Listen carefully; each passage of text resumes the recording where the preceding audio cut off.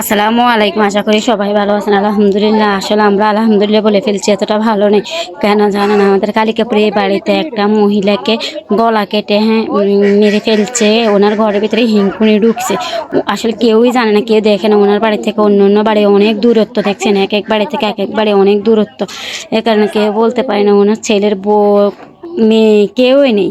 উনি শুধু একাই আছে এখানে। উনি সবসময় বাসা বানায় থাকে, ছেলেরা ওনাদের কাছে থাকে। হঠাৎ করে আজকে ঈদের পর থেকে উনি বাড়িতে থাকে, চলে যাবে ভাবছিল, কয়দিন ধরে ভাবতেছে চলে যাবে চলে যাবে। আসলে যাওয়া হয় না। গ্রামের মহিলারা তো গ্রামে থাকতে বেশিরভাগ পছন্দ করে, শহরে এতটা পছন্দ করে না। এই কারণে উনি একা একাই বাড়িতে থাকতেছে।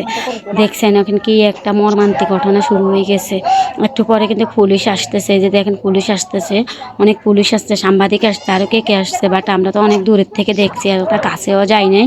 ওনাকে দেখানো আসলে সম্ভব না, কারণ মহিলা মানুষ তো। এই কারণে আমি চাই না যে মহিলা মানুষকে দেখাই। জাস্ট এই কারণে আমি ওনাকে ভিডিওটা করছি হয়তো, বাট আমি ওনাকে দেখাবো না। সরি, ওনাকে দেখানো যাবে না। দেখছেন পুলিশ আসছে, অনেক সাংবাদিক, সব কিছুই আসছে, সবাই আসছে। আমাদের এলাকার এমন কোনো মানুষ নেই যা আসে না। বিভিন্ন এলাকা থেকে, বিভিন্ন বাড়ি থেকে অনেক মানুষ আসছে। ওনার আত্মীয় স্বজন সবাই আসছে, ওনার ছেলে মেয়ে আস্তে আস্তে সবাই আসতেছে, সবাই ঢাকাতে থাকে।